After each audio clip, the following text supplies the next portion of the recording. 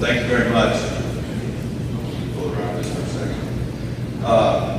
Well, thank you, Mr. Monterelli. First of all, I did have a speech, but he basically said it all, so I don't know where to go from here, but thank you guys for having me. It's a little weird to be back. It's been a while. Unfortunately, it's a little hard for us to get up here. It's much too good life, but thank you. Thank you, my family, for coming out. This is obviously a huge, huge honor for me and my family to be part of this, and welcome back. So, I guess here we go. As a student, I was a little bit torn by these assemblies. One, you got to get out of class for a little while. You didn't have to sit in there and be bored, but sometimes you got to come and listen to people like me talk and hopefully not fall asleep. So, I'll try not to bore you guys too much. The faculty here at Bellarmine helped me redirect my priorities a long time ago. They helped me focus on fostering my personal development, providing me with the tools necessary to be successful, no matter which path I chose. And perhaps most importantly, by instilling in me the value system that promotes accountability and stresses the importance of service. You all are very fortunate, as was I, to attend such a great academic institution. But with great privilege comes great responsibility, and it's incumbent upon all of us to champion those less fortunate and make a conscious effort to give back. I never envisioned having the level of success I've been able to achieve.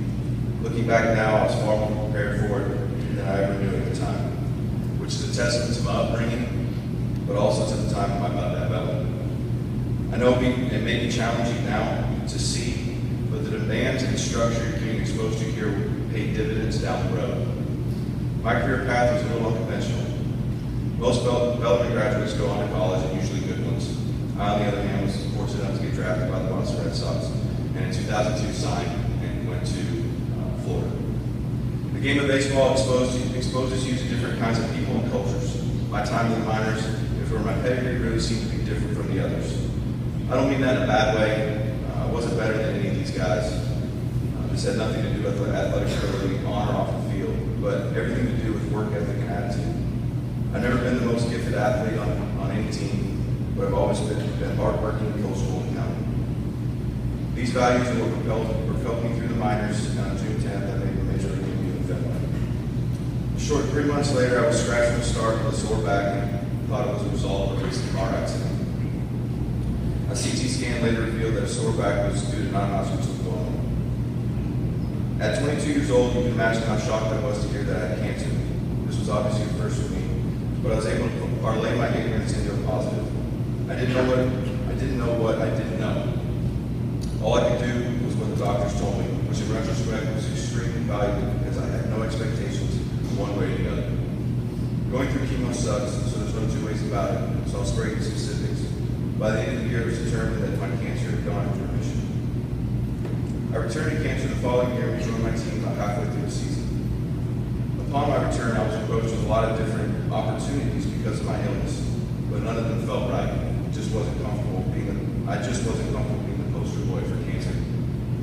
It wasn't until the birth of our first son 7 years later that our mission became clear. I couldn't imagine my son, Hudson, going through what I went through. My wife and I decided that pediatric cancer research was going to be our cause, and that's where we're going to focus our efforts. In 2012, we launched NPRQT, short for Never Quit, to unite and inspire kids battling cancer, and with the goal of raising awareness and money for pediatric cancer research. We partnered with PCRF, which funds pediatric cancer research in hospitals throughout the nation. As part of our campaign, we distributed white-on-white Never Quit baseballs. The all-white ball serves as a symbol of strength, purity, and a means of motivation. Balls are given to kids going through treatment to urge them to never quit in their fight against cancer. The ball also gives kids something tangible where friends and family can share their support by way of signatures or messages. On a couple different occasions that first year, we hosted kids at the ballpark who were going through treatment. These meet and greets really resonated with me, and I thought maybe this is a good way to give back while generating awareness and support for NPRQT. In 2013, we decided to implement a program called Road Rally, where while I was on the road, we get kids out of the hospital and into the ballpark. As a starting pitcher, I wanted to get to every 5 days so I can make the time to say hello to these kids bring them down to the field after practice, take a couple pictures and sign some autographs. I remember what a great outlet baseball was for me when I was going through treatment. I figured if we could get their minds off cancer, even for a moment, that it would be a welcome distraction. Now knowing that I don't play for the home team in these different cities, the kids might not know who I am or really care about me, which I understand, no offense taken. In fact, I admire the loyalty. So I went ahead and started reaching out to players on the opposing teams to join me in welcoming our guests. I knew these kids would be far more interested in being one of their own, and if I could help facilitate that, it was all the same to me. Through these road rallies, we were able to conclude that there are no rivalries dividing pediatric cancer.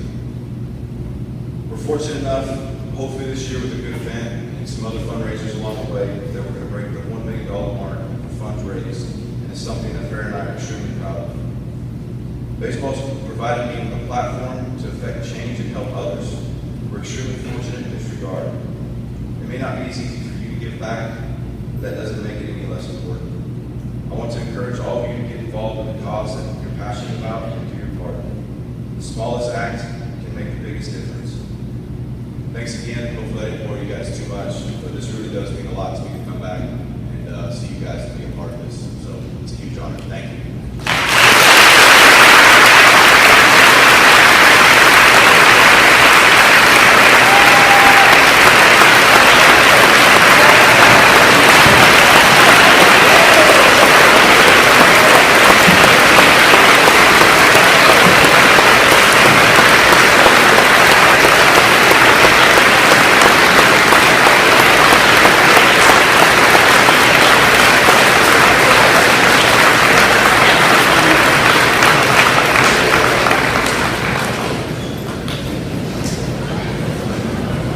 Thank you everyone for your participation today. At this time, we will return to our community hearing.